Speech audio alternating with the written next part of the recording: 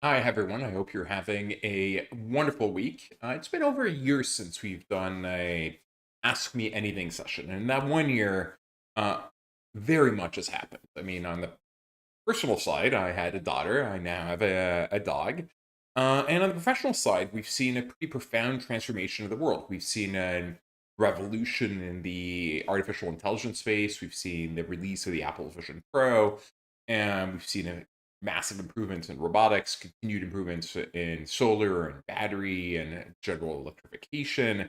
And the economy, which people were expecting to go in recession in either 22, 23, actually didn't do so. And we may actually be heading for a soft landing. And so I've been collecting my thoughts on all the trends. I've been collecting your questions for the last week or so to discuss all the things that have happened and changed and should be considered as we think through where we stand and where we're going in this coming year.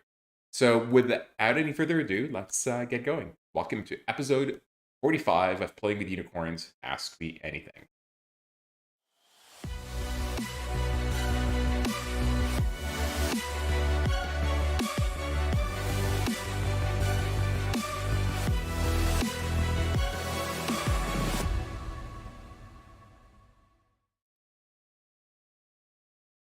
So feel free to type your questions in the chat. I will try to address them in real time as they come along, but I'll start in the meantime with questions that were posed via email or on social media ahead of the show. First big set of questions concerns artificial intelligence. And general questions seem to be, where are we? Where are we heading?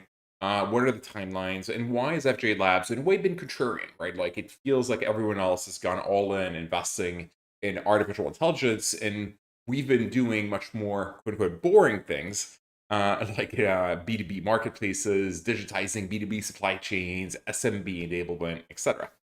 And before I answer that specifically for artificial intelligence, let me take a little step back. In the history of technology, humans have typically overestimated how quickly something is going to happen and underestimated its long term fundamental impact. And that's because, as founders and entrepreneurs, we have a tendency to live in the future. I wrote a blog post a few months ago called "The Timing is Everything." And the thing is, because as founders and entrepreneurs, we're at the cutting edge of technology, we think these things we live and imagine will happen sooner than they typically do. I mean, we have a tendency to be rather optimistic, which obviously defines us. We wouldn't be founders if we weren't that optimistic. And as a result, we think things will happen immediately. But if I go back to the first tech bubble in the late 90s, all of the ideas that were created then, pets.com, the webvan, uh, e-toys, etc., actually were ideas that made sense. It's just the infrastructure and the penetration of the internet was not high enough for it to work. And so all these companies actually did fail and go under in 2000, 2001, but actually came back in a new form much later. Of course, the Instacart would be the equivalent of Webvan, or Chewy would be the equivalent of Pets.com. Amazon writ large now sells everything, including toys. And so these ideas may make sense once you have enough penetration, the right cost structure, etc. Um, and so as I think through AI, I think something similar is happening. They have what people call these hype cycles, right? And right now, I suspect we're either past the top of the hype cycle or at the very near the top of the hype cycle when it comes to AI, where everyone's thinking it is going to transform society as we know it, basically sooner rather than later. And of course, the user experience when you play with Midjourney or DALI or frankly GPT itself in terms of text Q&A is extraordinary. But you need to think through how long it's going to take for actually that to translate in terms of being used by the largest components of GDP, which are like government and large enterprise. And I suspect that that's where there's possibly a disconnect, where it will take longer than people suspect, right? Do I think in the very long run, you're going to be able to use AI to have like the most efficient medical claims processing? Absolutely. Do I think anytime soon, someone's going to do that with the hallucination problems and the potential liability problems if you're doing it incorrectly. Probably not, right? And so, while I suspect that the AI revolution, we're currently overestimating how quickly it will impact the world, we're massively underestimating the impact it will have in the world. And right now, we're seeing these massive investments going in at very high valuations in what I would consider to be mostly non-differentiated models. Everyone's using the same data, the same types of LLM, and no business model. Now, there's a few exceptions to that rule, right? There are some categories where there's willingness to pay, for instance. So if you're Midjourney, it makes sense. So Midjourney, in a way, is replacing stock photography. There's clear willingness to pay for stock photography. So there's no reason there wouldn't be a willingness to pay for Midjourney to replace it. Let me actually take a pause. I'm seeing no comments, which is suggesting that comments are not working for some reason. 1 second.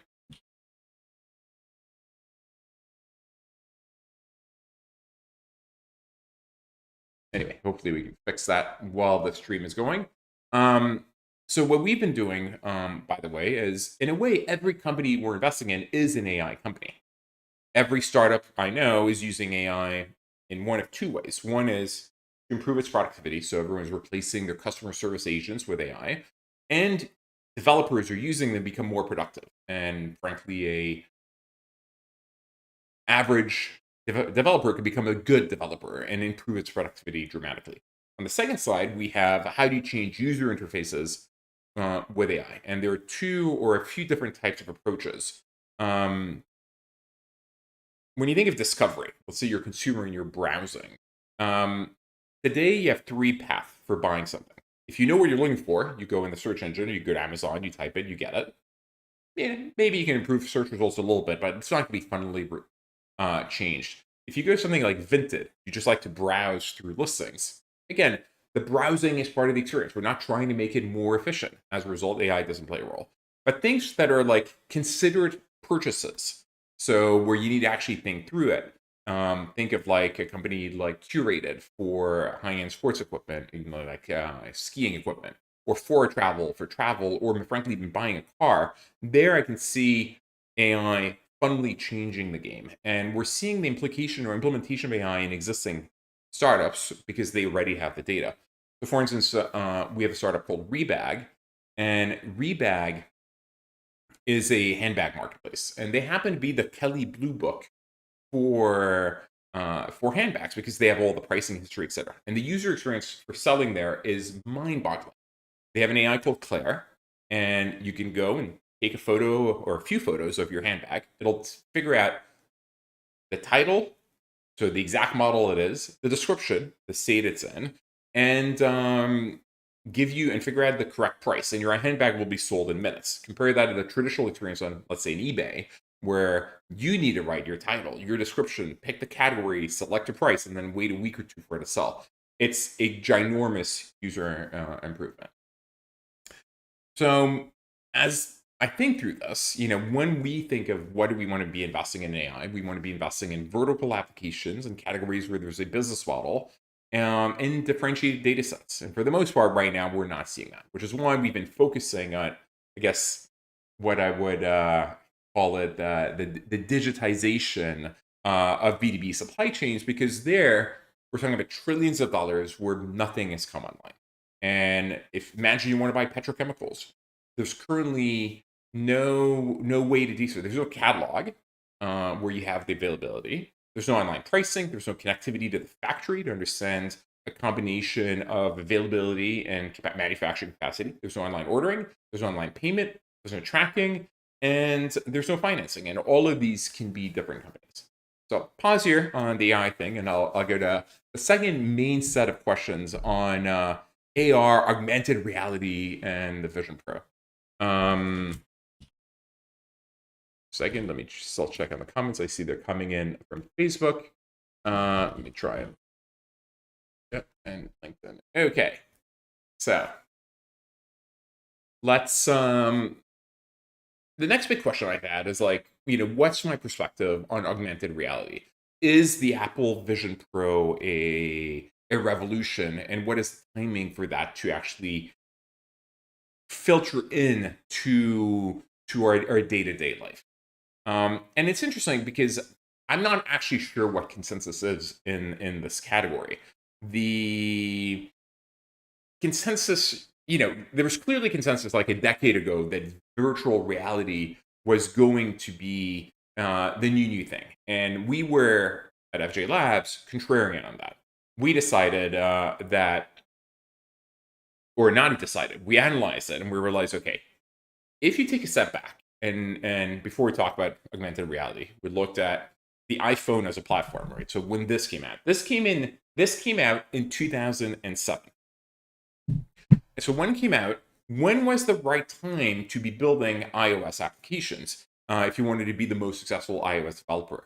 And if you built applications, mostly games that were the ones with the best business model in the early days, you did okay, but you didn't actually win the category.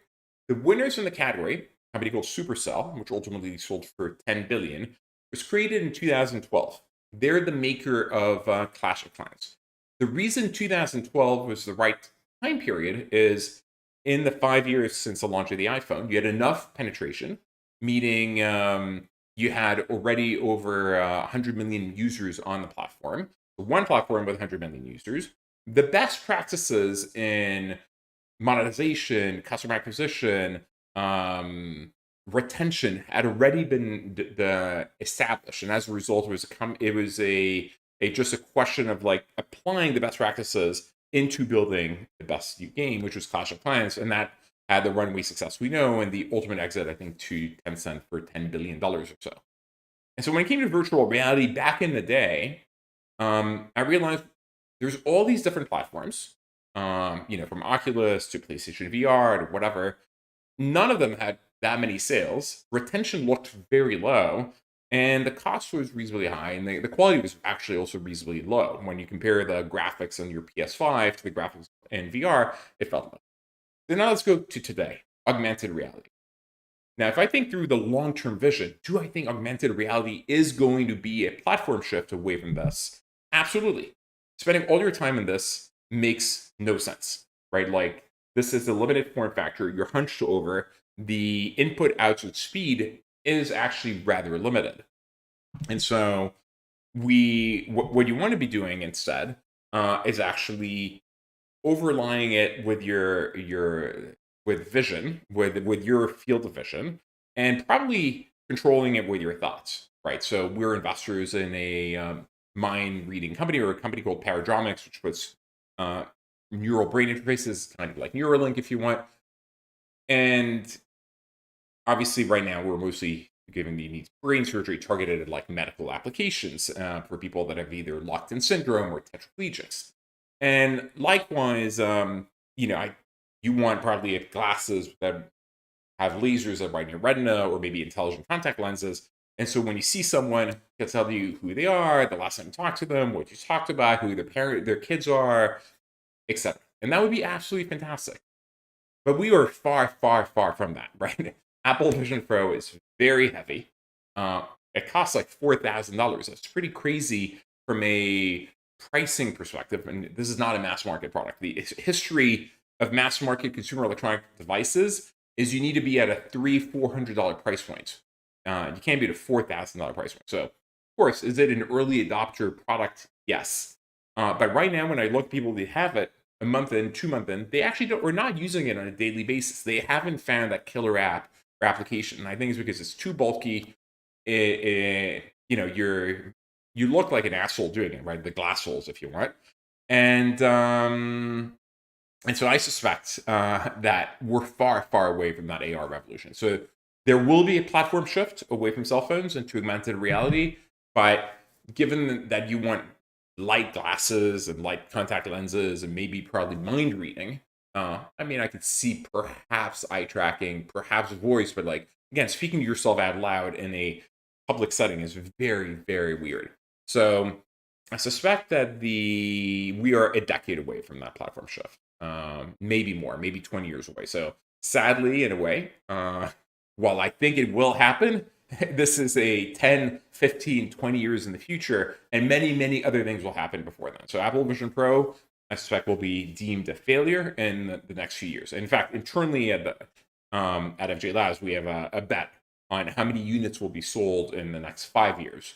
I don't remember exactly what the parameters of it are, but I mean, some people were like in the tens of millions, and I'm on the lower end. I'm below whatever threshold some of the other members are. Let's see. We had a few questions come in. I'll pause on the pre-sent questions for a second. So Hamad, and sorry if I'm butchering your name, can you share insights on the key strategies and lessons learned that have contributed most to Alexa's success and growth in the online classifieds market? What was the fundamental inspiration for me to start OLX? So taking a step back, so I actually bought the domain name OLX back in '98.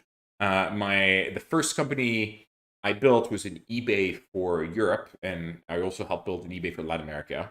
I wanted to call it Alibaba, and I actually reached out to this guy in China called Jack Ma to try to buy his domain, and he wisely declined. I didn't realize what he was building, by the way, at the time. And I was going to call the company OLX. And the reason I did not call the company OLX is because I had a competitor called QXL, and they look too similar. So my first company was called Auckland, and the Latin American one was called Deremate, which became Mercado Libre later. So that journey came to an end. And in a way, it's not a regret, but it would have been better to build the classified site OLX back in '98. It's way easier to build a classified site than building a transactional site where you need payments and credit cards and auctions and an engine. But I'm not sure I could have raised VC money without having the business model that was embedded and made sense in the eBay experience. If you want to say, hey, I'm doing eBay for other geographies, and that kind of was accepted or acceptable. Now, after my first company, I didn't succeed the way I would have expected to. I built another company in the mobile content space where I did very well. When I sold that in '04, stayed for 18 months, and in late '05, I started thinking, okay, let's go back to my true love of marketplaces. I like creating or building liquidity and transparency in markets that are otherwise opaque, and helping users writ large by bringing things they need in their lives and making deflationary and providing these beautiful user experiences. And Craigslist had already come of age. So Craigslist was becoming a force to be reckoned with. They were part of the fabric of society in the US. But clearly, even back in 2005, I mean, even today, the user interface sucked, right? It was a user interface that I felt was was already a decade too old in 2005. So I went to Craig and Jim, the CEO and founder, respectively, or the founder and CEO, respectively, of Craigslist, and I said, "Hey, can I help you guys? You guys are doing great public service to humanity, but by not moderating the content, you have all the spam, the scam, this phishing, the prostitution, crime. That's not appropriate. Let me fix that. I'll do it for free. Please let me do it for free. Don't pay me anything. I mean, work for you for a year. You're not happy with my job, you can fire me. It doesn't cost you anything. And if you're happy, we can discuss after a year whether or not there's a way for me to stay involved." But they did not give me the time of day. And so I'm like, okay, I can do better. And what's best than to compete with someone who doesn't care about competing, doesn't care about winning? And so I decided I wanted to build a better version of Craigslist that was female friendly. You need to remember that women are the primary decision makers in all household purchases. And yet, Craigslist was the least female friendly site out there. And, you know, as I said, women are the ones who decide which couch you buy, which house you live in, which car you're driving, which babysitter you're hiring. And so you need to create a very safe environment. I wanted to start getting ready for the mobile revolution. So I wanted a mobile compatible or enabled, female friendly, super safe, global moderated classified site. Now, I would have liked it to work in the US and the West. So we launched in 100 countries. And because there were already incumbents, like Craigslist said, liquidity didn't take off there. And it ended up taking off in Brazil and India and Pakistan and Portugal. So we went from 100 countries to 4, one there, and then grew, and then from there used the profits, especially for Brazil, to then grow to the rest of the world. And that's where we ended up with leaders in 30 countries with about 350 million uniques a month and 10,000 plus employees. What are the key strategies and lessons you read most? I think being very thoughtful. So moderating all the content. Nothing goes live unless it's moderated. was definitely a key lesson. Making sure that for fun, let's change a little bit the angle here. Making sure that we match supply and demand very effectively. So we were very good at doing long tail SCM. The people like eBay, they were buying used car. We would buy like used BMW 325 XI, X thousand miles, what color, and we would pay like a penny a click when everyone else was paying a lot more. So we'd add a long tail SCM strategy. Because of all content, we had so much SEO. We had a very effective SEO strategy, and we just made sure that the quality of listings was high, and then we always matched supply and demand, such that 20% of the items listed would sell, which is when you have liquidity, and just scale up in parallel. Okay. You give us some context or details on Midas. So Midas is a new company that I recently built. It's a yield-bearing stablecoin. So I've been in crypto since the beginning. I was mining BTC in the early 2010s. I've brought FJ Labs to crypto. We invested in like 100 crypto startups. We were like seed or pre-seed in Animoca and in Figment. We have a liquid crypto strategy where we have like 30 liquid crypto tokens on a long only strategy. And I've been thinking through what are the companies that we should be building in the crypto space. And I thought actually of a lot of ideas. I wanted to build a one-click consumer-facing staking product. I wanted to build a neobank built on crypto rails, but my friend Gary Gensler disapproved all my ideas, so I didn't launch any, even though I actually fully coded a few. But once rates started going up and it was obvious there was going to be a crypto winter, I'm like, okay, what is the one use case of crypto? And the clear use case of crypto is stablecoins. Stablecoins or a store of value, a means of payment, and even at the bottom of the bear, people are using them, especially outside of the US, in a very effective manner, right? Like if you're in a high inflation country, it's an amazing way to save. If you're in places where there's limited payments, remittances, it's an amazing way to like transact with people. So they have a clear use case, and I'm like, in a non-zero interest rate world, stablecoin should be yield bearing. Now the question was, is there a legal way to do that, given that you're issuing a security token, which is very fundamentally different from what the way Tether and Circle or USDC and USDT are legally structured? And turns out the answer is yes. We found a way to be MiFID and MiCA compliant. It's a European regulated company that is basically a stablecoin that is yield bearing. We buy T-bills and we give you the yield. Right now it's 5.23%. Will vary with what the rates are. And if you have stablecoins for any reason, you're waiting for the market to correct before you buy, you're saving in it, etc. There's no reason not to be in a 100% safe, in the sense that it's backed by the US government, T-bill that is yield bearing and making 523 versus 0 if you're just holding USDC and USDT. Gypsan, how are you doing? Well, my question is following. Is there any way for a small retail investor to invest in early financing rounds for startups? If yes, how? There are a few ways to get involved. I think there are a bunch. AngelList, I guess, is probably the main way. And I think on AngelList, as long as you're an accredited investor, there's a whole bunch of options there. Now, I don't think most people should be investing in individual startups because the 5-year survival rate of a startup is 5%. So there's a 95% failure rate. I would invest in, you have two options. Either you invest in a fund, it's pretty differentiated or has enough diversification, or you invest yourself in 50 companies or more. You only do well in this space if you have at least a portfolio of 50 or 100, because then the winners, and because taking a step back, venture follows a power law where a few companies return all the returns, and you want to be in them. And so you want a very diversified portfolio to guarantee that you have good returns. So probably on AngelList, you can find some funds. We at FJ Labs have a friends and family entrepreneurs fund that we do annually, that people can commit to. Again, you need to be an accredited investor. So that's probably the way to get involved. I would avoid most of the crowdfunding sites. The projects there are not particularly serious. Adam, for pre-seed rounds, what should be the GMV to get your attention? Let's say a new marketplace. what GMV would be impressive in first month, 6 month, and 1 year. So taking a step back, a pre-seed round is typically pre-launch, and so there's usually zero GMV.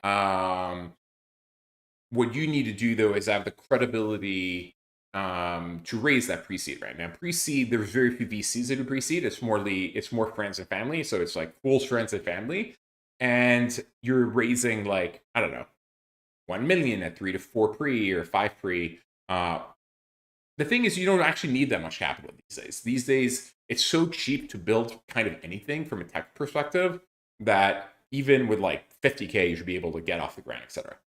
Let me answer the question more at the seed round. What do I expect to see the seed round? So the seed round should be kind of 18 months after your launch. And 18 months after your launch, I'm expecting you, kind of depends on your take rate, right? So if you're a B2C and you have a 15% take rate, I'm kind of expecting 150K GMV per month with, let's say, 20% take rate to make the math easy. And that's 30K net revenues.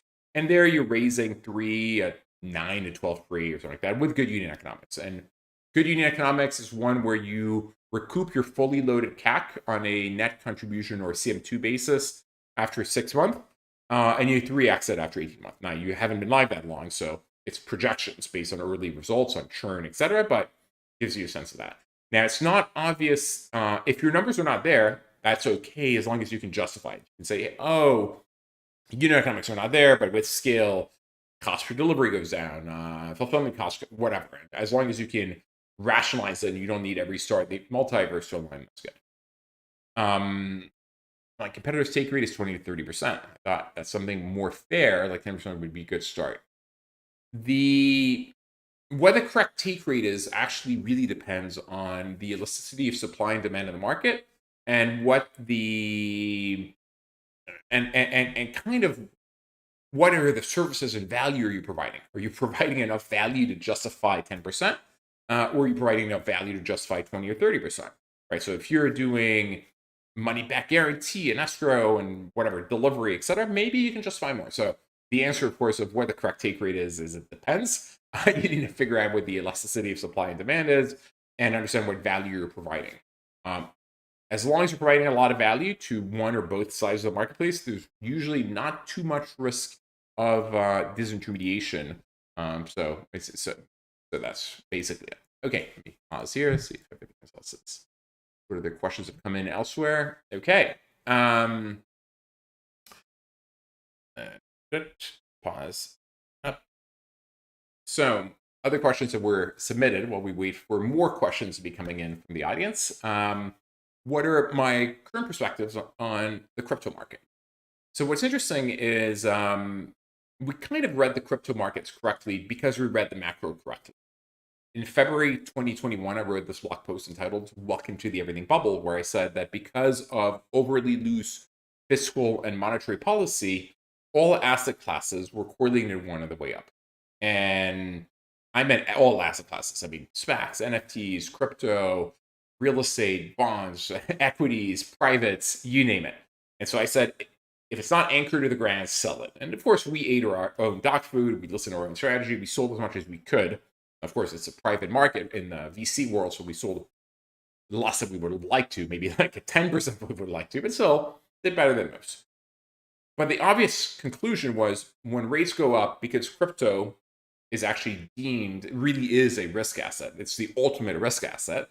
Would fall dramatically, and there would be a crypto winter. In fact, it's that insight that led me to launch the Midas as an idea that we're working with a bear market and a bull market. And so we sold all of our liquid crypto in November 21 or early 22. We did secondaries of some of our crypto companies that were private, did really well. Now, the corollary to that is in 23, we're like, okay, there is a moment in the future where market conditions are going to change. There are fundamental use cases for a decentralized ledger and for Web3. Their interest rates are going to fall. And as even if we're only talking about like the store value of a BDC, given that it might get approved at some point with a BDC ETF, there's probably a change in sentiment that's coming. So in 23, we actually started going long pretty aggressively. Actually, I think we started in 22, but in 23 and seeing a turn. So again, you want to be can't time the market, but you want to be contrarian. When everyone else is buying, you want to be selling. When everyone else is selling, you want to be buying. And so we started going long, and of course, have done extraordinarily well. Things have moved faster than I expected, I have to admit. Interest rates have not started falling yet, and yet the market is doing really well. And usually in these types of markets, regardless of underlying value, there's a buy the rumor, sell the news.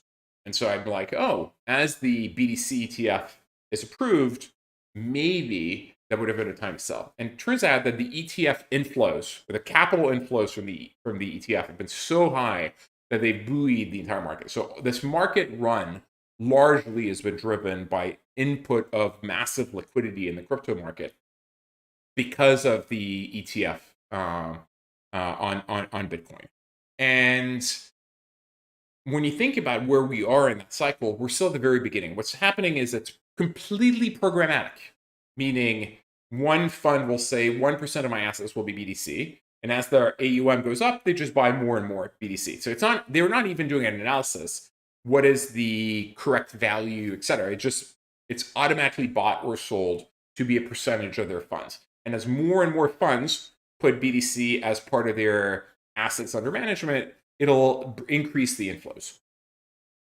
Now, a lot of that has happened. A lot of expectation of that has happened. The question is, how far do we go from there? And the good news is we're now seeing real applications as well in crypto beyond purely just speculation. And I'd say we're mid innings of this run. Now, there's likely a correction. There's always corrections in the middle of bull runs. And so there may very well be a correction in April and May of this year, given how fast things have run prior to real unit economics, business, and transactions happening.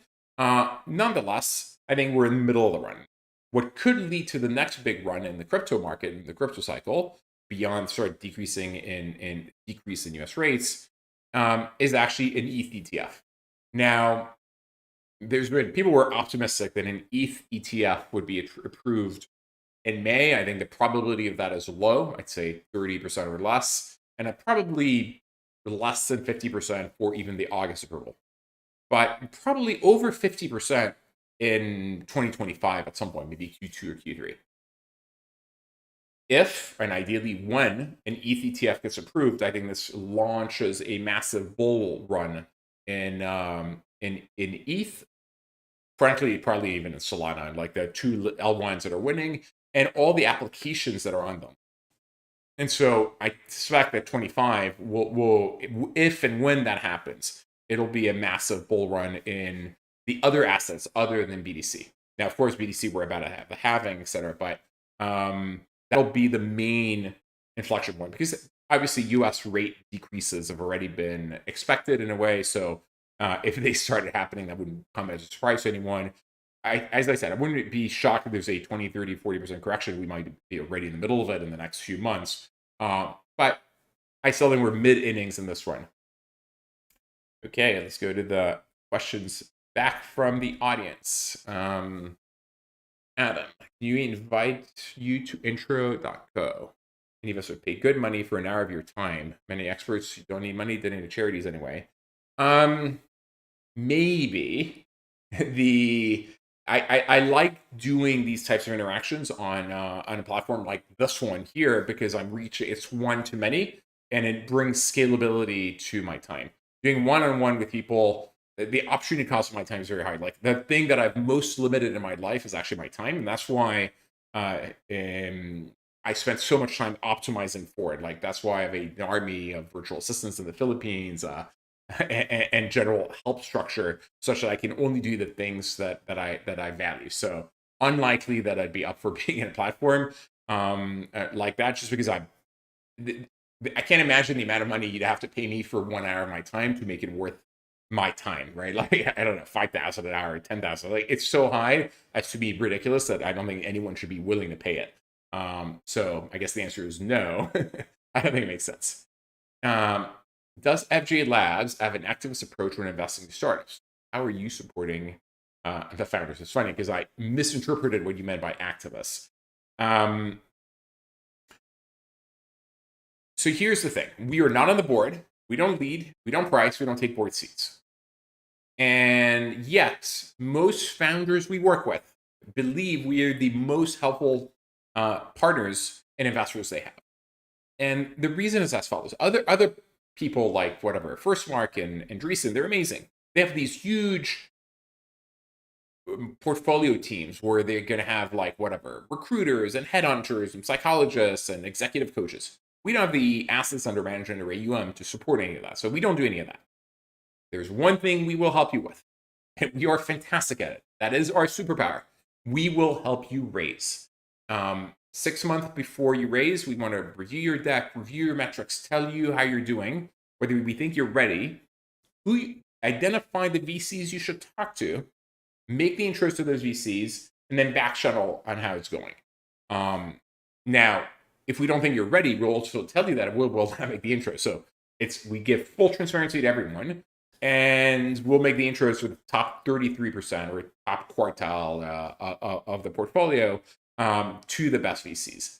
Now, the reason this works, despite the fact we have 1,100 companies in our portfolio, is we only need to talk to you once a year. I mean, we expect to get monthly or quarterly reports, but once a year, you're only raising once a year. So once a year, as you get ready to raise, this is when we come in. We have an amazing operating partner. His name is Jeff Berger.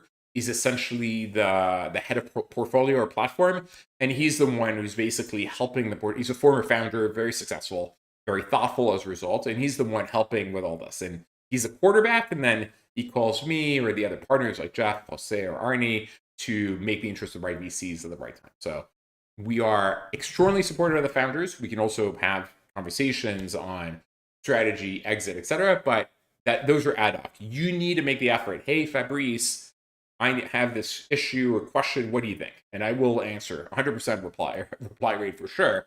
But we're not going to be proactively seeking you out to see if we can help, except fundraising. Now, the funny thing is in 2021, people thought our superpower was useless because money was like free and infinite. Now it is extraordinarily helpful. Raising capital is extremely hard unless you're an AI, and we are extremely helpful to companies in that regard, and also extremely thoughtful because we know what the market conditions are, and sometimes founders don't really have a sense of what that reality is. Let's go back to a few of the questions that were pre-submitted ahead of time, making sure I've covered them. Let's see. Actually, sticking for a second to the question on crypto. Question that was just asked is there going to be a fiat currency crisis where the dollar will be replaced? Will something like, I don't know, USDC or USDT or frankly BTC become the reserve currency? So the answer is there will be a fiat currency crisis, but not in the near term, right? Like there's no real alternative. BTC is not a good alternative currency because it's deflationary in nature, which has a whole bunch of negative implications. And when you think of like how strong currency or how effective a currency is, it's kind of related to the alternative. And right now, if you look at the U.S. fiscal position, not great. We have massive fiscal deficits, which makes our budget deficits unsustainable. But it's actually better than Europe. It's better. We don't have the capital controls and the lack of flexibility of let's say you'd have in China with the yuan. And so on a relative basis, the dollar remains actually the reserve currency du jour. So I don't see that changing in any way, shape, or form in the next decade. Now, do you want to diversify your holdings and have different types of assets, et cetera? Yes, but do I see a run of the dollar anytime soon? No. Now, and also, sadly, humans suck at solving issues ahead of time. They only will respond to fixing things when there's a crisis. But the problems with the U.S. fiscal position are actually reasonably easily solvable, right? Like right now we have way too many guaranteed spending and the budget and entitlement spending, I could solve it probably 30 seconds from a sentence perspective. Like if you move all retirement from defined benefit to defined contribution, both in the public sector and the private sector, you index the retirement age to life expectancy, and you increase it to whatever 70. Life expectancy being a lot higher than today than it is than it was when Social Security was first introduced. And if you adjust the cost of living adjustments, or the inflation definition for cost of living adjustments marginally to decrease it a tiny bit, which actually could be totally reasonable because there are different definitions of inflation, you can actually solve the fiscal budget problem easily in a way. In 20, 30 years, it's completely addressed. But humans suck at doing things ahead of time, especially when the costs are in future generations and future politicians. Current ones don't want to bear that pain, and so I suspect we will have to wait for a crisis of confidence in the dollar for the fiscal position to be addressed. But it is solvable, and it will be addressed. In the meantime, because it's still a stronger position, relatively speaking, to the other currencies, I don't see a crisis of confidence happening here. Okay, let me open a few more questions.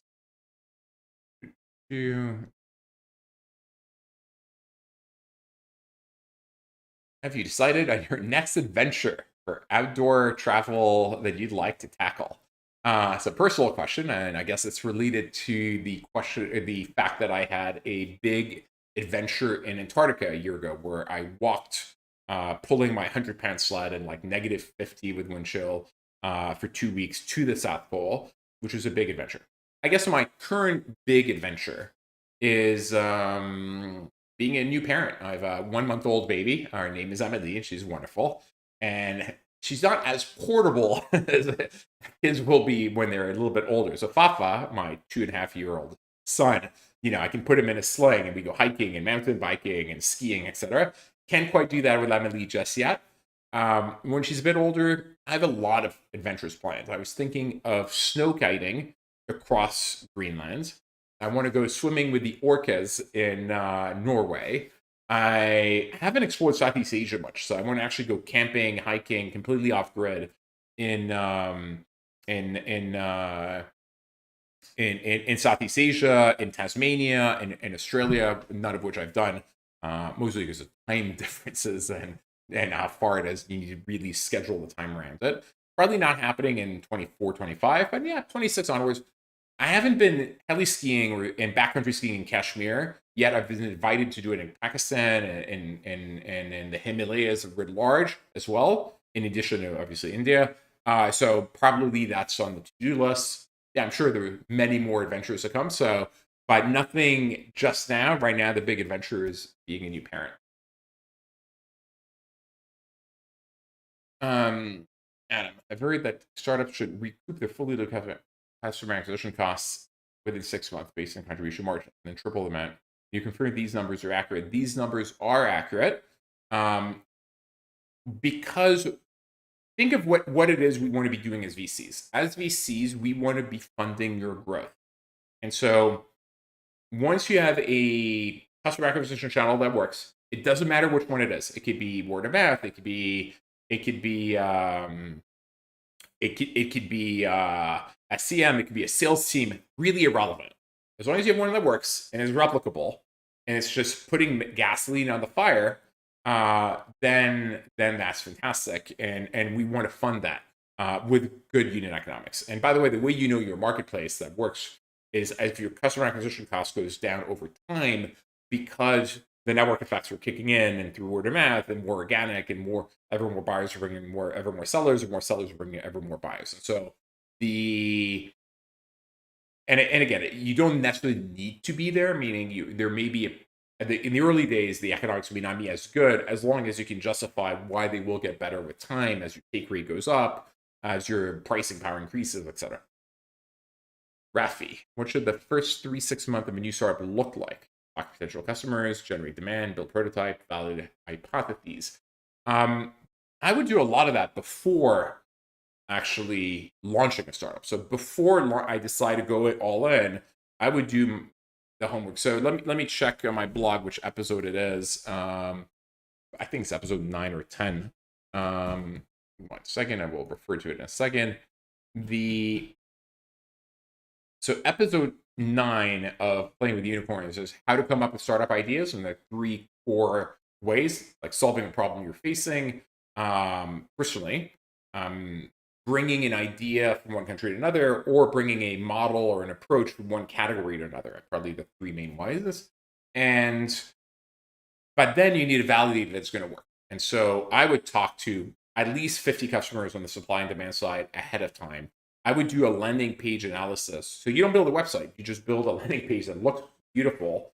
You buy whatever your sales approach is, whether it's sales team or Google or Facebook ads, send traffic there, get a sense where the CPCs look like, look at the density of keywords. How much people could you actually buy if you had enough money?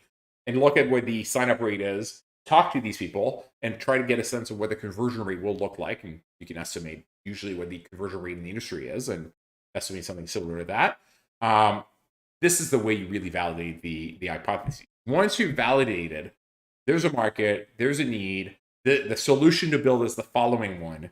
And so you have like a checklist. This is episode 10 on Playing the Unicorns, which is validating your startup idea. And once you've met all the checklists, then you go and you build a prototype and you launch. And then the first 6 months is actually about proving out that what you thought was true, getting the scale you want, and getting it to get to the point where you can raise your seed round. Adam, does FJ Labs have an anti-portfolio? We should have one. So we do have one kind of the back of our head rather than explicitly on the website, but we could totally have one. There are 2 mistakes, I guess, in venture. You can make, I guess, 3 types of mistakes. Errors of omission, meaning you didn't invest in a company you should have invested in. That's probably the anti-portfolio. Errors of commission, you invested in a company you should not have invested in. And then errors on selling, and you sold at the wrong time. You sold too late, too early, etc.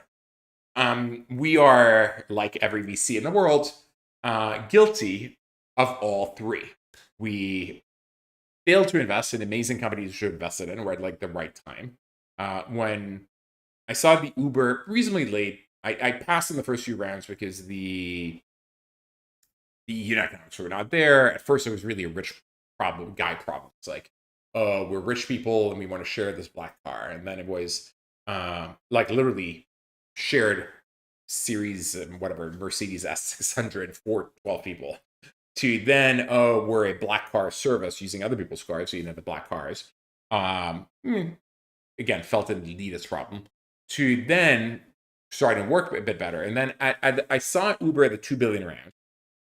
And I looked, the mistake I made, and I love the team, I love the product, I loved everything, except I looked at the numbers and it was like doing 100 million GMV, 18 million net revenues, losing 18 million a month. And I'm like, ugh, I'm losing 18 million a month. It's not that hard to build a company making 18 million in revenues.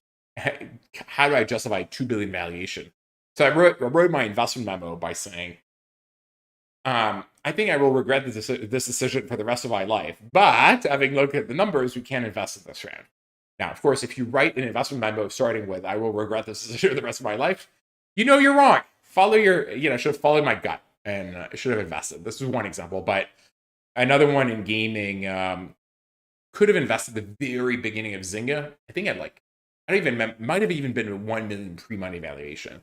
And I'm like, gaming's, it's going to grow both in Facebook and in mobile, but in the long run, gaming becomes hit-driven, costs go up, competition goes up, customer acquisition go up, retention goes down. It's not going to be great. And that analysis is correct, but in the meantime, you can still build a $10 billion business. So, whoops. Sold too early, Tencent. I was an early investor in Tencent. They went public, and I'm like, Chinese penetration at that time was like 6%. It was obviously going to go to 95%. But in the US, ICQ, AIM, or MSN Messenger, I think ICQ sold for 270 million. So I'm like, Tencent is worth 400 million. Even at high max penetration, how much is that really worth? And so I sold everything. And then I looked at it for fun. I remember the ticker is 700 at HK 10 years later or 15 years later. And I'm like, this can't be right. Like, I can't be the same company. And of course, that $400 million company became a $500 billion behemoth. I probably left $200 million on the table. Like, if only I not sold. So, what we changed in our philosophy there is we no longer sell everything. We typically sell 50% when we think it's overvalued. Because if it goes to zero, we sold 50%, we made 5, 10x, whatever, we're happy. And if the rest goes to the moon, great. So if it goes to zero, we're happy. We sell, and if it goes to infinity, we're happy as well. Martin, do you have any thoughts on the longevity industry? Do you think platforms like Hims or Rogue will evolve in that direction, or will there be a new player? So longevity, of course, is a hot topic, and there's a lot of improvements being made. In fact, we invested in a studio / incubator building biotech longevity startups. The company is called Cambrian.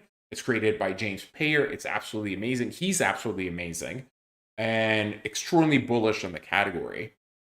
Now, I think that I can see the Hims and the Bro going in that direction, as long as there are established protocols for what to do. And I guess there's a set of supplements you can take, etc. Now, the reason unclear to me that that's the solution. And I mean, maybe there's I can see Hims and Bro going to like whatever GPT-1 inhibitors for obesity. But longevity is so many multifaceted, right? If you look at what Brian Johnson does, and I do a lot of that stuff as well, right? Like from intermittent fasting to red light therapy to cold plunges to etc. A lot of it is also not just medical or supplementation.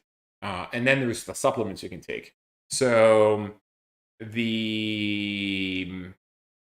so it's going to take, I don't know. I suspect that when new companies will emerge. I can think of a few buckets. Bucket one, longevity spas, if you want, like one medical for longevity, where you go in and it's a combination of like whatever sauna, cryo, nutritionist, red light therapy, etc. There'll be that's one. Number two, yeah, supplementation type company and or medicine type company. So the Hims and Rogue can play there, and there might be new startups as well that build legitimacy. I'm trying right now a product called Anda.co to replace all the supplements I'm taking, like vitamin D and omega-3s, etc. And then biotech, like actual new development. And the way the biotech companies are approaching it right now is many of the diseases that humans face are driven actually by or driven by aging. So cancer, heart disease, Parkinson's, Alzheimer's, they're all driven by aging. And so even though they're creating drugs to attack these, in a way they're indirectly attacking aging. So definitely a lot of companies were going to emerge in that category as well, and very bullish on the opportunities here. And our improvement in knowledge is increasing. I mean, think of it. We're all wearing these smart watches with all this data. Currently, the medical profession doesn't use them at all. So functional medicine is becoming way more relevant, and it's coming of age. Adam, I've listed things that I heard you consider when rating a startup. Team, unit economics, fair deal terms, reasonable valuation. Is it beneficial for the world, aligning the general direction of global trends, offering new opportunities to those with fewer opportunities? Is there anything else? So is it beneficial to the world? I see three big problems today that I'm trying to address. One is inequality of opportunity. Can we make things cheaper and available to all? The good news is I think the technology revolution writ large is mostly geared towards doing that. No founder just wants to build a problem or solution for the 0.1%. Maybe, yes, when you release a cell phone, it's only available to Gordon Gekko. But ultimately, you want everyone to have it and make things as widely distributed as possible, as cheap as possible. So the concern to me has always been about cheaper, better, faster, and inequality of opportunity is mostly being addressed by that. Number two, climate change. And then number three, the mental and physical well-being crisis. And actually, on the physical side, the longevity stuff falls here, and then well-being side, probably the combination of like the mental health startups and the psychedelic startups probably fall there. But no, these are the core categories. I mean, I think of it as like, yeah, team, business, which is TAM and unit economics, deal terms, and mission. And is this something I care about? Cuddlehead. What build did I play at Elden Ring? Because I'm not as good at the demon at the Souls games as others. I played the easy class. I mean, there's no difficulty setting, right? It's all reasonably hard. But by being an astrologer and just shooting from afar and not fighting head on, I was able to finish Elden Ring. That was my 2022 project. And I played with my brother, and my brother is a samurai. And so the two of us together as a tag team, me shooting for him up front, worked really, really well. I'm actually very excited for Elden Ring's expansion to come out in a few months. And I'm sure we'll be playing a lot. In 23, I finished Ragnarok, and now I'm playing Helldivers 2 in co-op with my brother and friends, and we're having a blast. I still play Age of Empires 4 for fun on the PC. Did you have any mentor in your angel investor career? If yes, who is it, and how has the person helped you? Um, so I didn't really have mentors in general. Growing up in France in the 80s, where there was Minitel and no PCs, I looked up to Bill Gates and Steve Jobs, who were building the tech revolution, but I didn't know them. They were not mentoring me directly. Uh, Angel investing. I started angel investing when I first became a founder. I became a founder in 98. And immediately, because I was visible to the world as a thoughtful, successful, consumer-facing internet entrepreneur, I immediately started being approached by people saying, "Can you invest in my startup?" And I actually thought long and hard. So, of course, there were not really angel investors back then. So I was starting from nothing, and so I started thinking through, okay, should I be angel investing? Because of course, it's a distraction from being my mission of being a CEO, founder of startup. And ultimately, I argued the following: if I can explain lessons learned to others, it means I've internalized them and makes me a better founder. And if I can keep my fingers on the pulse of the market by meeting all these founders, especially in marketplaces, I'm running a horizontal multi category site. If I can meet all these vertical founders, and then it makes me a better founder. So as long as I decide very quickly, so back in 98, I created this 4 selection criteria, and the way I would evaluate startups, which is still frankly the same one I use today. So in a 1 hour meeting, I would decide if I invest or not. I'm like, it's okay. So I didn't have any mentors in angel investing. I don't have mentors in VC. I would describe myself as an accidental VC.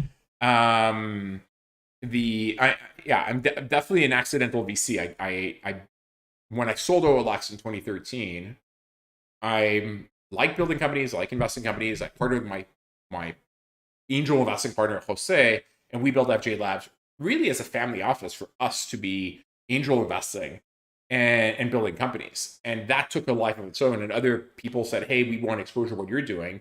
Can we invest with you?" And that's why we became a VC. But we're not a real VC, a normal VC. I mean, again, we have our portfolio for each fund is like 500 startups, and we decide in 2 1-hour meetings if we invest. I think I would describe what we do as angel investing at venture scale. We're angel investors. We just happen to have the capital deployment capability of normal VCs. But yeah, we're angel investors. What is the most? Are you tempted to invest in AI?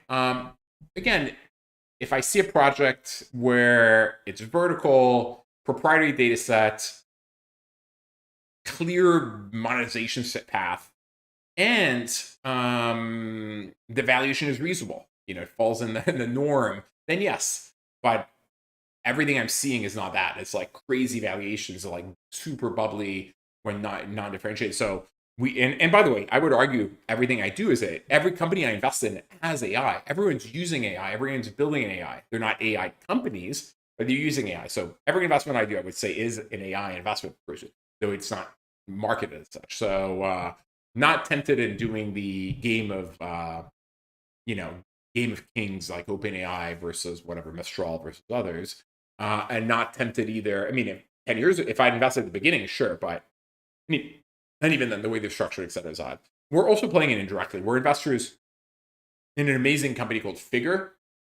Figure is making these humanoid robots where they want to replace pickers and packers in Amazon last mile warehouses, for instance.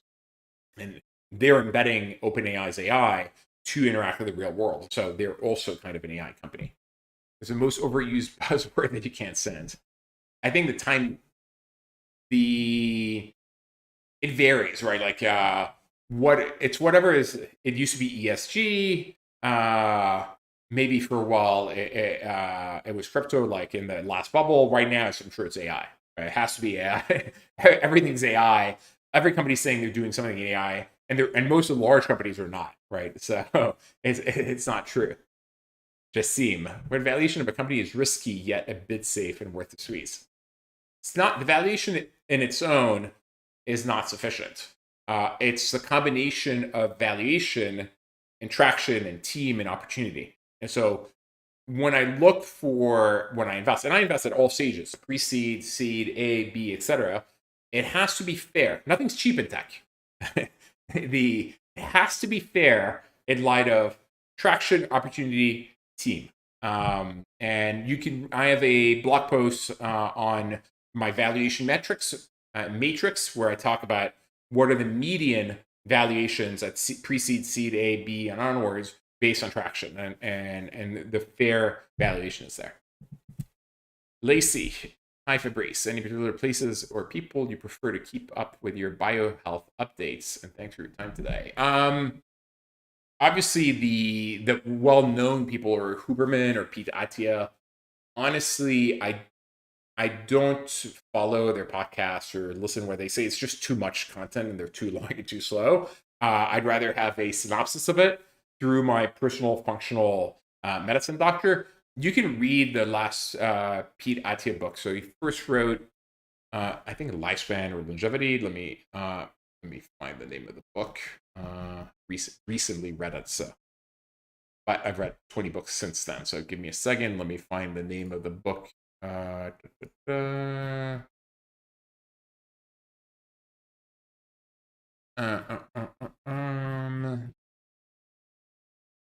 I recall correctly, it's Pete Attia's book. Yes, Outlive: The Science and Art of Longevity. And there's a good sense of like what it is you should be doing in there that makes sense. Adam, what is a surprisingly cheap and effective marketing channel? Some people have mentioned that LinkedIn can be effective if used correctly. Elon Musk has stated that ads on X tend to over deliver.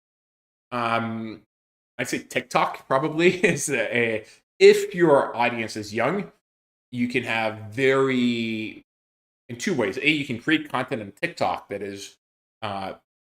reaches a large audience quickly and inexpensively, and B, you can buy ads there. They're also inexpensive and effective, but depends what you're selling, right? Like, as always, the answer on what is the right channel for you is it depends, right? If you're selling high-end B2B SaaS software, TikTok is definitely not what you're going to be selling that.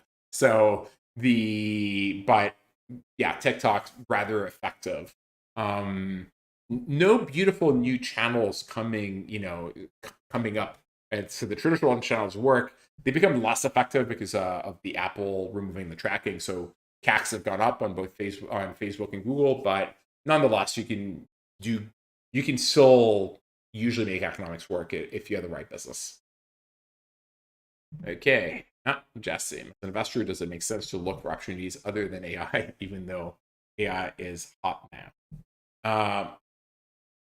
Yeah, absolutely. I think right now you want to be contrarian in general. You don't want to be investing in AI when everyone else is investing in AI. So when everyone was doing crypto in the last bubble, I sold everything, and in 2023 I bought everything. I started buying again, and now I'm rebalancing the portfolio based on lessons learned. I'm not investing in AI explicit companies because the valuations are insane, and ultimately, do I think there's a real business? At the end of the day, When a company is going to be valued at exit in either by an acquirer or by a by the stock market, it'll be net present value of future discounted cash flows. And I need to be able to see that in differentiation. And right now, all these companies are raising insane amounts of money with no business model and no differentiation. So I do everything else. What I'm mostly focusing on right now is digitizing B2B supply chains because, and it's extraordinarily boring, but so profoundly important. In the consumer world, you have these amazing user experiences. You have Airbnb, you have Uber, you have DoorDash, you order on Amazon, you get anything in a day or two. I mean, it's glorious. And then you go to the business world and you can't order anything online. You have no pricing, no availability, etc. Penetration in B2B is sub 1% in most categories.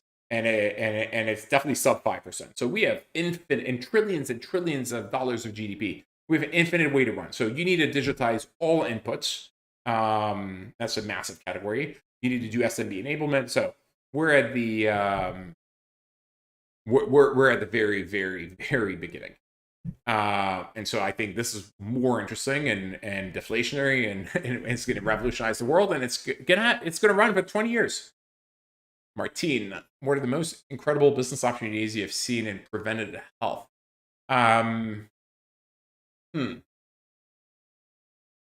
So preventive health is fundamentally important, right? It's also a lot cheaper than fixing problems. What is the biggest opportunity? Unclear to me. Also, you need to realize it's not what I focus on. I'm interested in longevity out of intellectual curiosity, but I like asset-light businesses, and that's why I'm not personally building or investing in biotech type companies. The GPT-1 inhibitors, obviously, like Ozempic, are the ones that have won and or been the most helpful in the category here. And I would argue they are preventative because they're helping you address all the comorbidity disease factors that go with obesity, right? Obesity is correlated with everything from cancer to heart disease, et cetera, diabetes. So not sure where the opportunities lie. I haven't spent that much time thinking about it. But clearly I would like that to exist. Adam, can you name successful blockchain-based marketplaces that work with goods other than NFTs? So for NFTs, we're investors in Blur. For non-NFTs, no, but I'm not sure that's also the main use case, right? Like for transacting real-world assets in the blockchain, you need a reason for it. Like, do I want a blockchain?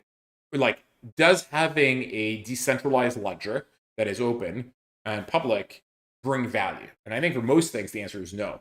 The one thing that I like to do to bring on is actually the real world assets I want to bring online. So it's not the lending protocols, it's not like centrifuge stuff like that. Is actually traditional finance. That's why Midas is bringing T-bills on chain.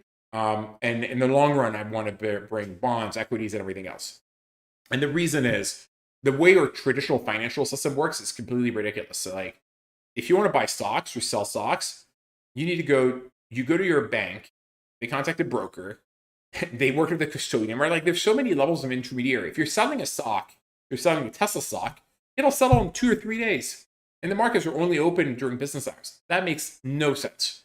So if there's something I would like to bring on chain from a marketplace perspective, it's for traditional financial assets. And so Midas, which is bringing T-bills on chain because it's a $30 trillion category, and it's also the easiest way to do from a legal perspective, that we're not in the US yet. I'm working on a US strategy. I want to bring bonds and possibly equities on chain as well, and these types of assets. So to me, that's the real world assets I want to bring on chain rather than goods. So I don't need an eBay on chain. There is value in the centralized, what the central authorities do, right? Like, DAOs are not an effective governance structure. People are using DAOs for legal reasons, right? Like, and no founder has ever said, "Oh, I would like to have decentralized voting in the community to decide." Every founder is like, founders want to be enlightened dictators. They may or may not be enlightened, but they want to basically be able to decide and move quickly. The reason they use DAOs and they use decentralized structures is because many of these DeFi companies, or if they were not or illegal, I mean, they're violating U.S. securities law.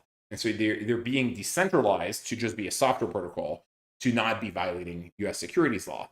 But that's not actually the way they would like to be structured. And so, do I think there is value in the centralization? Like Airbnb provides extraordinary value in terms of like filtering the spam and the scam and doing customer care and giving you money back, insurance on your property, etc. So a completely decentralized version that didn't have these things probably wouldn't work. It wouldn't make that much sense. So, but for financial assets, they make the most sense. So I absolutely want to bring financial assets on chain. It'll be a few years because my friend Gary at the SEC doesn't necessarily agree with a lot of these ideas, and I think the banks are also the incumbents or don't want to be disrupted. But definitely the area that I'm the most excited about in general in the crypto space. Jassim, I definitely feel newfound, especially these ages of shiny object syndrome. Not all, but many. Well, that's always been true. Uber for X is a big trend. Like everyone wants to go to the new thing, whatever the new thing is, and I don't blame them. And if you can do something meaningful and powerful in AI, it's extraordinarily, it's amazing. I'm most talking from the approach of as an investor. I actually think it also is true of the investors. The investors are all chasing the new thing. They're all like lemmings, right? Like, oh, this is hot, whatever this may be, and they all follow it at the same time. VR for a while, then whatever, Uber for X, or and now it's AI. But you really want to be contrarian, and it's okay as a founder to want to do something that's meaningful, as long as it and that's exciting, etc. Just understand why you're doing it. You're doing it because you think it's a get rich quick scheme. Probably not the right motivation. If it's something that you're like, oh my god, this is funnily exciting and interesting, and I can spend the rest of my life doing it, go for it. Regarding Figure, when is your opinion we'll see humanoid robots in our daily lives? 3 years, 5 years, 20 years? 20 years. Humanoid robots, well, so Adam, the question is, as usual, is it depends what you mean by seeing them in daily lives. We will see them in like warehouses before and in factories before we see them in your household.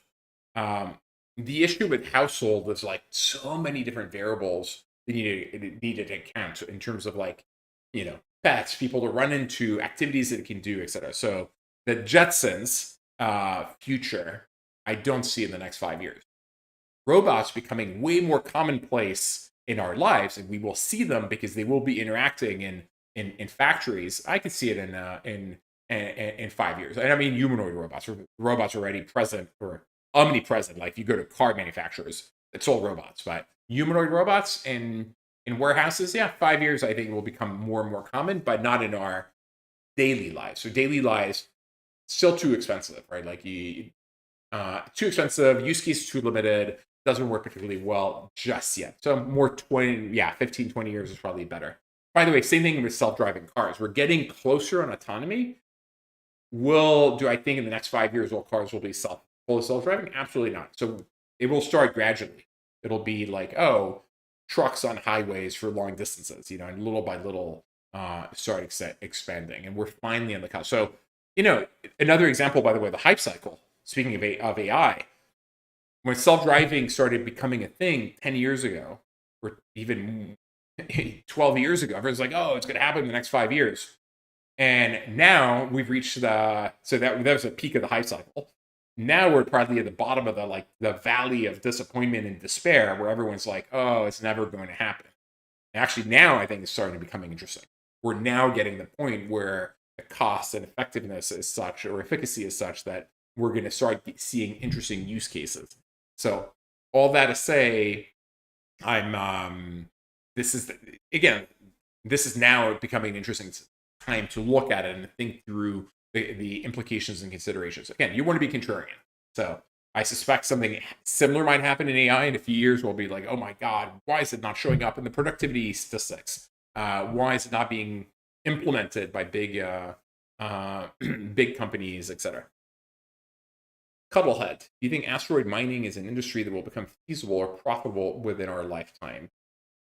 Don't know enough about this to be able to opine effectively. Obviously, that I can think through what the economics of it look like. It's like, what is the cost of like getting into space, so the cost of mining, bringing it back versus the value of the minerals. The answer is I could see it possibly be yes as an answer, because the cost of going to space is declining dramatically, and of course should decline dramatically if Starship is successful, and if we can launch Starship type launchers at scale that are reusable at very large capacity. I could see it happen. I haven't done the math though. If Starship is cheap enough to actually make asteroid mining cost effective, but I don't think it would be all that hard to calculate actually. If you so, I think in 30 minutes you can probably answer that question from it. But feasible, right? Cost of launches declining all the time and will continue to decline. So these things are moving slower than we would like them to. Elon is notoriously optimistic on his projections, but that's okay. I think all founders are notoriously optimistic on their projections. And but do I think the launches, reusable launches, will keep increasing in frequency and lowering in cost? Absolutely. Okay, let's go back to a few other questions that were submitted ahead of time. Let's see.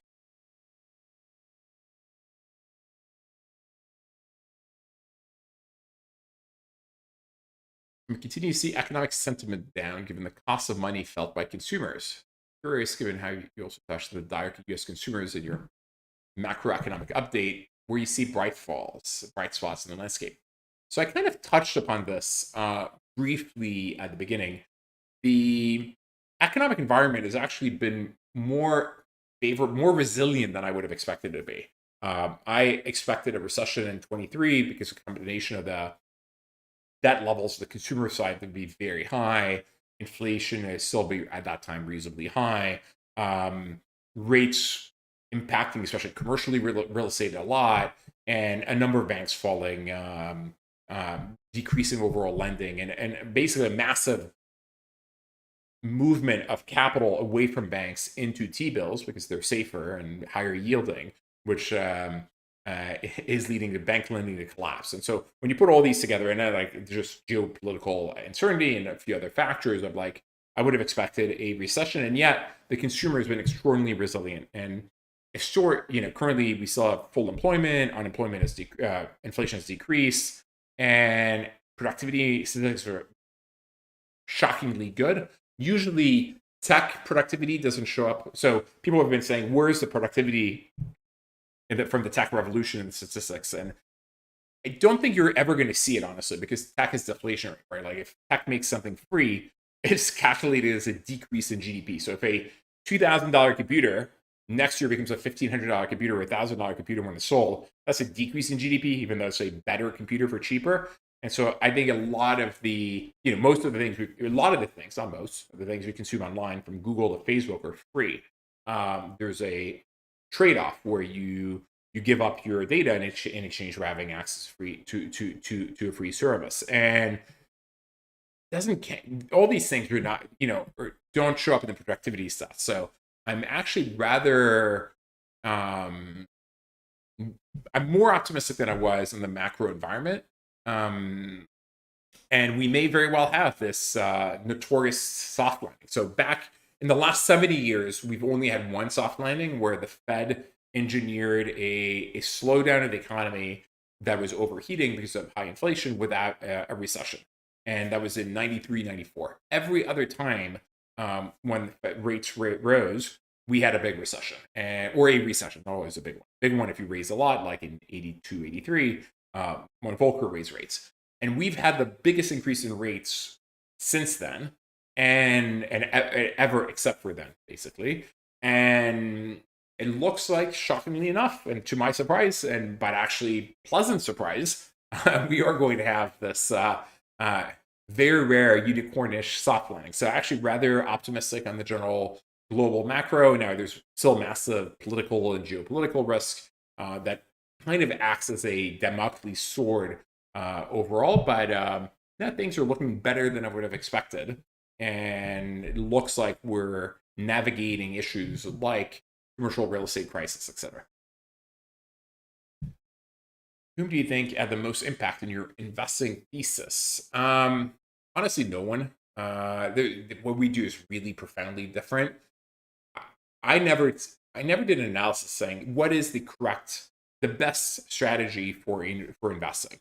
Um, it was really bottoms up. It was like I see a company, I see a founder, I like him, I invest. I don't like him, I don't invest. It's literally that simple. It's a bottoms up approach, not a top down. I didn't do a top down.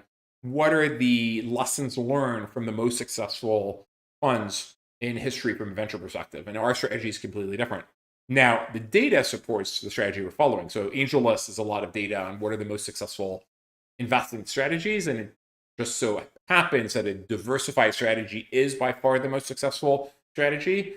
But it's an accident of history that my angel investing strategy, which became more angel investing at venture scale in FJ Labs, is the correct strategy. And that I like diversification because my intellectual curiosity pushes me to like diversification. I like meeting a lot of founders. The world has so many problems, and each of them needs to be fixed by various, climate change is on one problem. It's emissions at like whatever, a cement plant or at cars. It's 1,000 little problems, and founders want to solve one sub niche, and I want to help all of them solve all the world's problems. And so as a result, my intellectual curiosity is making me be a diverse investor, and it just so happens that it's very successful. But it wasn't top down, it wasn't thought through, and there was no real inspiration. It just happened to be that.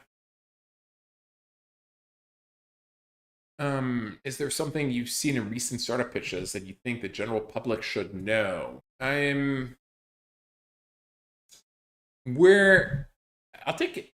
I'll approach this differently. Many people are like, everything that needs to be done. I wish I'd been building a startup 20 or 30 years ago because then what needed to be built was obvious. We're still at day one. We're still at the very beginning of the technical revolution. Even in the consumer facing world, we're at 25% penetration at best in most categories. So that it still has like 3-4x to go or more in some cases. And in the B2B, we're at the very beginning. And even things that have incumbents can be reinvented with new business models, new approaches, et cetera. Or like, so in marketplaces, the old way of running marketplaces was you say what you're looking for, people apply, and then they converse. You go to Upwork, you get hundreds of applications, you interview them, you pick one. Extraordinarily, a huge amount of work. Now, the new way is you just say what you need, and the marketplace says this is the person for you. Done. This allows you to reinvent a lot of verticals, a lot of categories, a lot of ideas. So this will be common. Or I guess all this to say, we're still at the very beginning of the technology revolution. This is still the place to be. There's nowhere else that you're going to be able to impact as many people on such a large scale and actually move the needle for millions of people in the world. And everything remains to be done. In fact, nothing has been done yet. And so still the best time to be a tech founder, to be a tech investor, and to be in this category. Gonzalo, when it comes to crypto, how game-changing do you consider the ETFs to be going forward? Kind of answered this already, but I'll recap very briefly. The BTC ETF was key because of the inflows that it brought, and they're still bringing, is actually igniting interest in the space. Right, the reason we're in the middle of a new bull run is because of the BTC ETF. The inflows have been much greater than expected and will continue to come because it is now programmatic. A lot of funds now say, oh, as part of my portfolio, I want 1%, 2%, 5% in BTC. And whenever the AUM goes up, they just buy more BTC. So it's been game-changing, will continue to be game-changing. If the ETH ETF gets approved, I don't think it will be approved in 24, to be clear. I do think there's a high probability in 25. It will continue to be game-changing in terms of capital inflows, use cases, etc. And I would love an ETH ETF to be approved because then it probably means proof of stake is not a security, and you can actually do a lot of interesting things and will be revolutionary. And also then the applications on ETH, the way I think of ETH is it's a decentralized AWS or platform in which you're building applications, then start getting a lot of value. So I think it is game changing, will continue to be game changing. See, ideal number of founders per startup, two of them being technically oriented and the other more focused on people and sales. Two is the best number. I don't know if there's an ideal number. It could be one, it could be two, it could be three. The two, when it works well, is the best, but two founders fighting is also one of the main reasons companies fail. So on average, I say two. Depends on the category, by the way, on what the correct founder mix is. In some cases, it's a technological problem, so technology founder and a sales strategy, whatever founder makes sense. In some cases, you could also make an argument it should be COO, CTO, and CEO, or head of sales, CEO, CTO. So three. It really depends on the problem you're facing, right? Obviously, if you're building an AI company, you want the best tech founder you want. If you're building a marketplace for B2B, the technology is not going to be the hard part, but the getting the credibility to get access to data to convince the incumbents to change their approach is going to be a lot harder. And so more sales, operations, marketing is going to play a much larger role. So your founder makeup depends on the category of what you're building. Jean-Philippe. Bonjour, Fabrice. What are the most important skills that students should develop in order to work as an analyst in a VC fund? What are the qualities you're looking for when recruiting graduates? So we do have a analyst program. We recruit graduates from college. Be thoughtful, be logical, and be embedded in the space, right? Like, so if you're spending all your free time thinking about startups, working in startups in your summers, you have a perspective on what are the companies that you think are amazing and interesting, and you'll be more attractive. Now, in terms of what you major in, kind of irrelevant. I mean, whether it's economics, computer science, etc. At the end of the day, we are going to look for signals of willingness to work hard and intelligence. So because we're only recruiting two every 2 years, we have a 2-year analyst program. We currently only recruited the Ivy League schools, and we'll take the highest, the top, 1% of students from a GPA perspective. People that have shown a willingness to work really hard, that are really smart. But beyond that, because there's still a lot of those people, knowledge of the category, thoughtfulness, and people that also jive with us. We're kind of all nerdy people. Like in my free time, I like write blog posts, and actually I code my blog. I code the sites with Triton.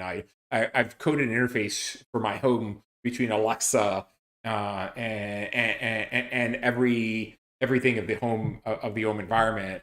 And we play video games, So people that are going to fit right in with, we play Settlers of Catan or whatever. Lacey, if you live in a different time, past or present, what do you think you would do professionally or future? So people idealize the past, but the past kind of sucked, honestly. 200 years ago, your life expectancy would have been 29. Most of us in this audience right now would probably be dead.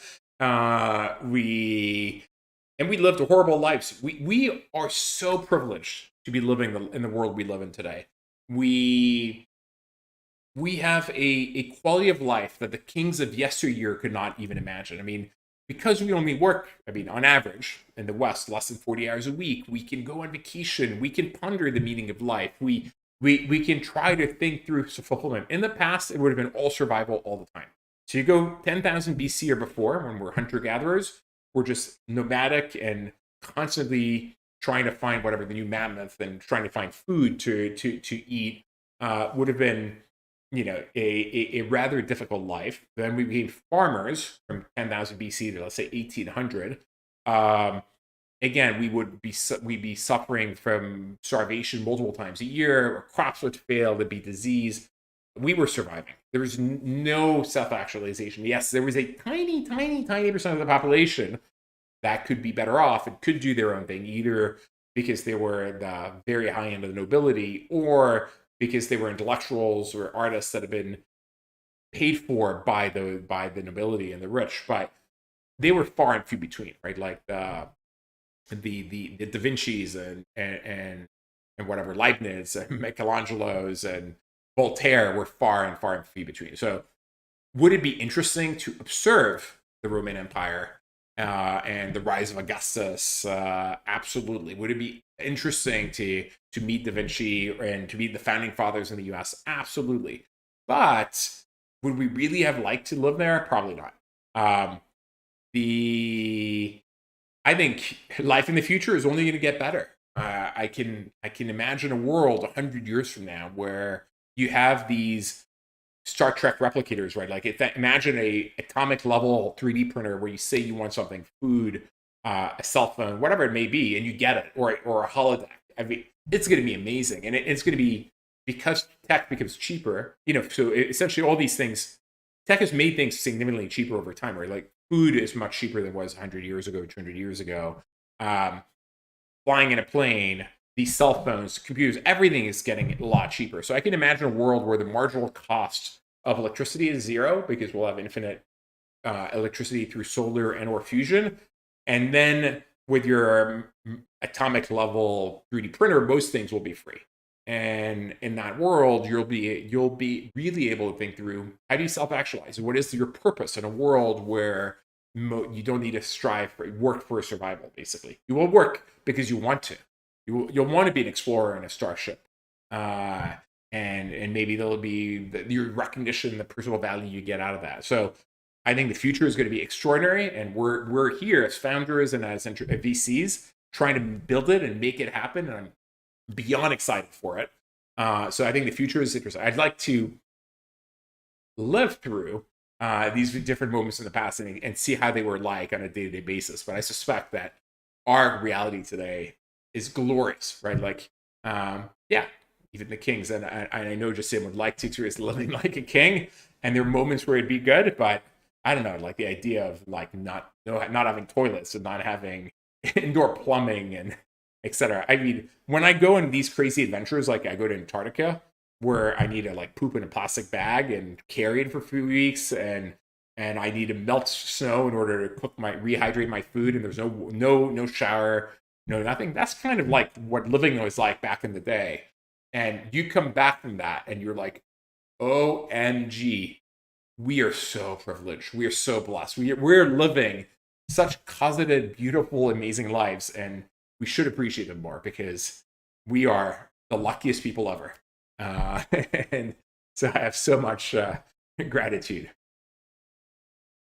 Adam, my main competitor received 200 million in recent debt round 21, ordered 90 million in the round led by SoftBank. I think this is a good sign for me because they started 2007. So now they're too big and too slow. My startup is like a small pirate ship that can easily change direction, add new features, etc. Am I wrong? That web and the internet in general and startups are a world where the fast eat the slow. It's not the big that beat the small. It's the opposite. The smaller, nimbler, faster typically win. And by the way, getting money from SoftBank in 21 usually puts you in a very, very bad position. Uh, your watermark on the valuation is too high. You probably spent too much, and so even though you had a big debt round, you may have actually used it ineffectively, and now you're facing issues. So I totally agree. That's why I never worried that much about like all these antitrust cases in tech are funny because as soon as they go after the company, it's too late, and the company's already on the way down. Like when IBM was the face of the antitrust in the early 80s, they were already being beaten by the clones. When Microsoft was being attacked by the DOJ in the late 90s and early 2000, they were already being disrupted by the Googles of the world. And now they're going after like whatever Apple and Google. And I'm like, nah, OpenAI and others are going to disrupt them. So I don't worry all that much. There's so much disruption. So yes, the small will eat the big and run circles around them. So I wouldn't worry too much about that. Okay, 1 hour is in 90 minutes in. Sorry, 90 minutes in, 1 hour and a half in. Let's see if they had other previously submitted questions that I didn't cover yet. No. Oops, sorry. Go through the emails. I should have probably done it. Tech startup cannibalism and premature obsolescence. Productivity. Whoa. 1 second. Probably should have read this earlier.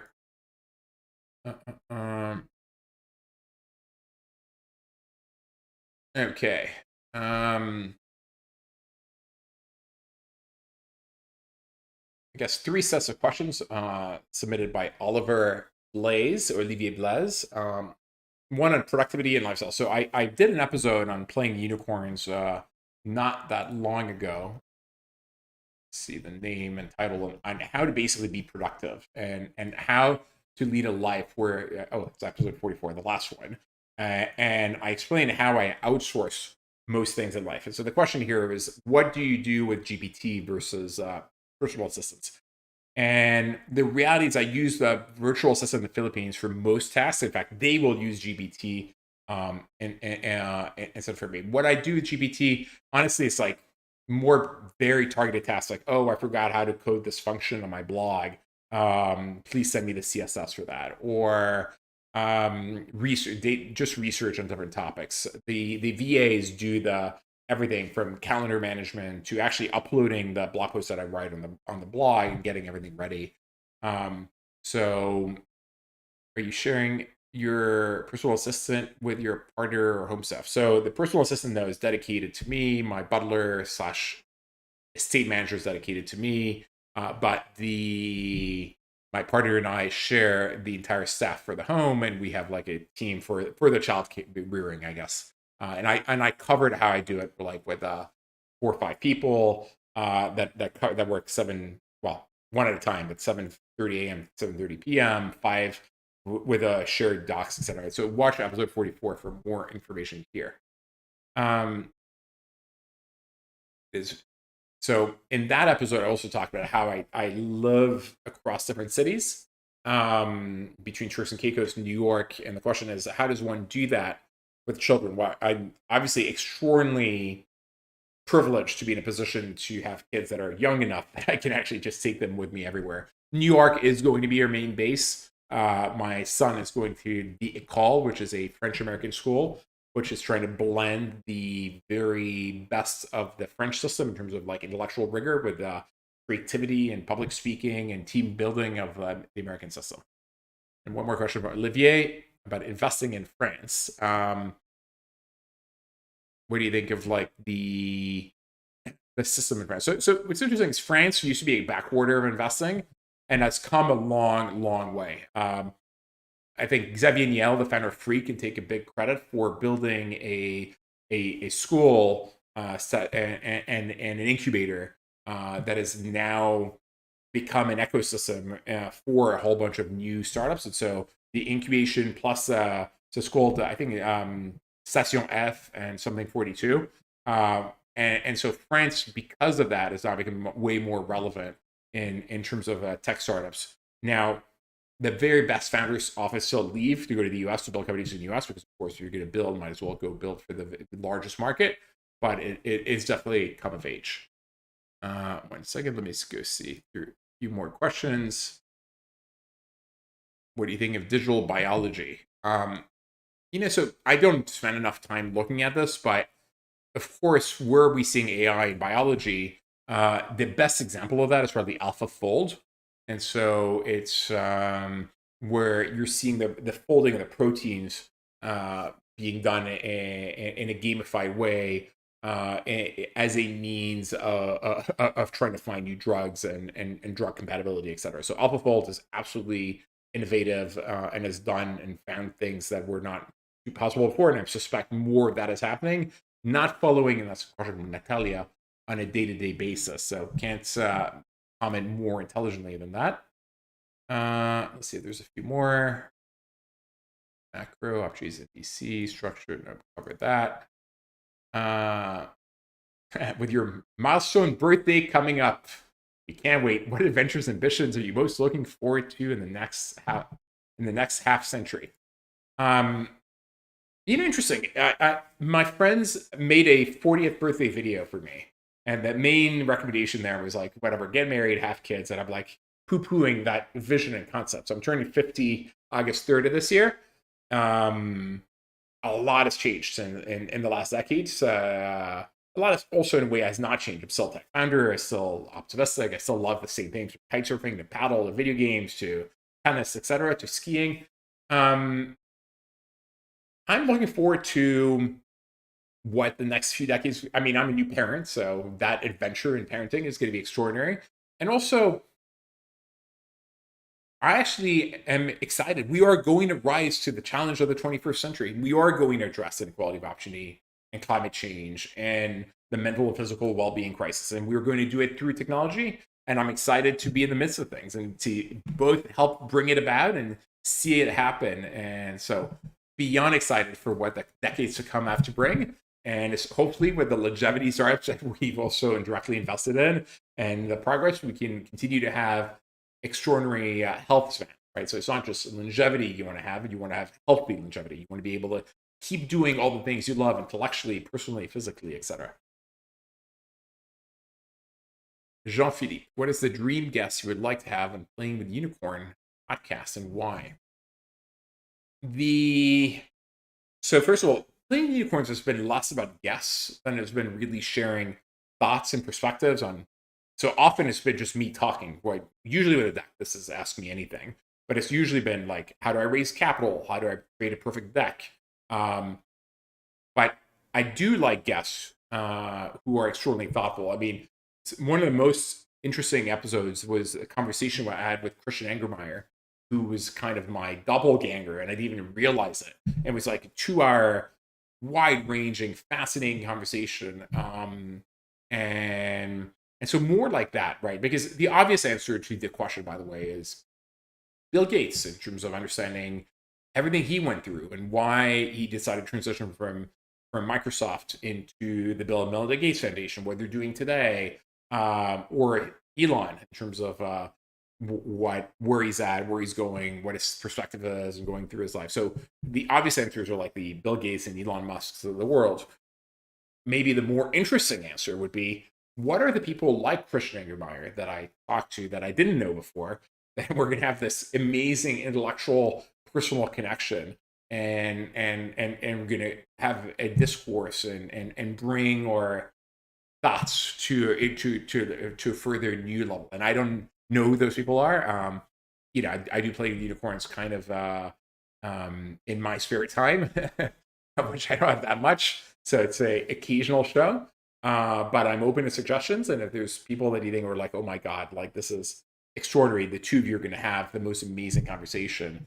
I'm definitely looking forward to it. And by the way, I'm also open to ideas for topics I should be covering here. Because the way I approached Playing the Unicorns was, what are all the things I wish I knew when I was starting as a founder when I was 23 and back in 1998 that I now know? And that's why it's really been structured. How do I come up with ideas? How do I evaluate or validate the ideas? How do I raise capital? How do I write a deck? What are the trends, etc.? It's really been if I was to teach a business school class, what would be the content in that business school class? Abdallah, concerning virtual assistants, I launched a startup similar to a startup you invested in 7-10 years ago. Do you think we can convince you to invest in an idea that already invested in and failed? So actually, we have invested in the same concepts multiple times that have failed, because maybe there's a reason for why now. And so, as I said earlier in this conversation, many of the companies in the late 90s, like Webvan and eToys and Chewy, actually made sense. It just didn't make sense then. By not Chewy, Pets.com.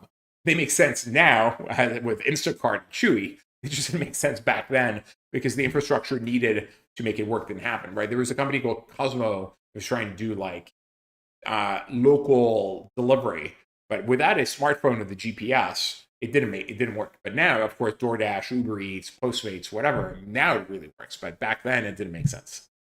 So yes, happy to revisit. The burden of proof is reasonably high, but as long as you can show you have unit economics and traction, why not? Have you ever had a founder pitch you for a stake in their company and you end up buying it? Like selling a stake, not. Have we done secondaries?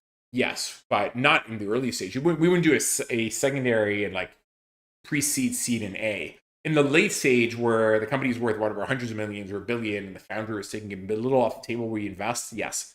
But would I buy a stake in company? Not really. I mean, again, we're angel investors, and so we're writing 300, 400, 500K check. We're not gonna. I don't want to own a meaningful chunk of a company, unless I'm co-founder, executive chairman, and these I've tendency to build myself, right? Like, so Midas, we're playing that role. It's a startup studio company. I'm executive chairman. I'm very implicated, but it's a company I came up with. It's not one I would, I bought a stake in. So the answer is no, not against it. It would have to be, be rare. I would have to like love the person. They would want me as a part of some way, shape, or form. I would have time to do it, etc. So unlikely, I'd say. Can you show the acceptance percentage of FJ Labs for the pre-seed and seed rounds? What are the chances that you will be invited to a call with your team? Yes. So we get 300 deals a week. The 300 deals come from 3 different sources. One is other VCs, about 100. 2 is founders we backed. So we talk to 1 VC a day, basically every day per quarter. So we talk 100 VCs a quarter, let's say, and we share deals with them. And that's the highest conversion rate, taking a call and also investment. Number 2, we've backed 1,100 companies today. That's about 2,000 founders. They send us their friends. They come back to the next company. They send us their employees. It's about 100 deals a week. And then cold inbound, either to my email or mostly my LinkedIn, but also, surprisingly, to my Instagram, Facebook, whatever, another 100. Lowest conversion rate, but we do look at it. Of these 300, we take about 40 calls, 50 calls a week. So I'll make, so it's like 15% probability that if you send us that group pitch, we'll take a call. And then we review these in the investment committee call on Tuesdays, 10 to noon EST. And then we'll take a second call with 5 of them, 10 of them every week. Often I will be taking that call. And every week we're investing in 3-4 companies. So I'd say from the 300 submission level to a probability of investment is about 1%. And probability of a first call is like 15%. Now, from a first call to so if we're down to 40, if we took a call with you, about 7, 8, 9% probability that we invest. So it's reasonably good if you pass the threshold for a call. And I think that's kind of it for right now. I think we've covered pretty wide-ranging set of questions and very active and a lot of viewers. So I'm very excited that this show happened. Suggest that perhaps I should do this slightly more often, not just once a year on the Ask Me Anything type. Taking my time here because there's a slight delay between me speaking and you guys asking questions. So let me know if there's any more questions to cover, and if not, we're going to wrap. Keep sending me ideas for topics to cover, guests to have, etc., and we'll take them there. Let's see if someone's okay. I think that's basically it. So this was super fun. This is a fun, fast-paced, engaging conversation. And actually no. One last question I see from Adam. I'll take this as the last question. What is the last job to be replaced by AI robots? So I don't worry that jobs will be replaced by AI and robots. I mean, a lot of jobs will be replaced by AI and robots, but unemployment is not going to go up. We used to be all farmers, and then we became factory workers, and now we're in services. And all these jobs have been destroyed, but technology usually creates more jobs than it destroys. So let me give you an example. Let's go back 25 years in the past. So let's go to 1999. Imagine in 1999, I told you in 2024, the top 4 job categories of 1999 will no longer exist. There will be no more travel agents.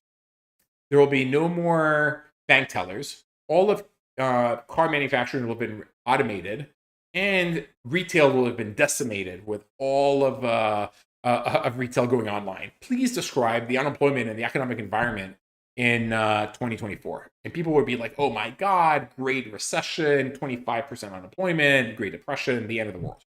And yet we have lower unemployment now than we had then, because it's easy to imagine the jobs destroyed. It's hard to imagine the new jobs being created from whatever, social media manager and Twitch caster and TikTok celebrity. And so will there be a lot of jobs destroyed by AI and robots? Absolutely. But there'll be many more jobs created. They'll be different than the ones we're being done. And often it'll be good that these jobs are destroyed, right? Like a lot of the jobs being destroyed are jobs that humans shouldn't be doing. We should not be doing this a million times. We're not meant to be doing repetitive, boring tasks. We're not meant to be carrying boxes. We're meant to be using our empathy and our intelligence and our emotions, right? Doctors right now are told not really good diagnostic machines. That's not what humans are good at. AI will do the diagnostics. The doctors will be the empathy compliance mechanism. So I'm very excited for all the jobs that are going to be destroyed because we will have better jobs and it'll be amazing. And as productivity increases, salaries increase, and our quality of life will keep increasing. So I am an optimist. There's no worry. I would not worry about the job losses from the tech revolution. They've never been an issue, and I suspect they will never be an issue. But thank you. This was super fun. Look forward to the next one. And yeah, take care.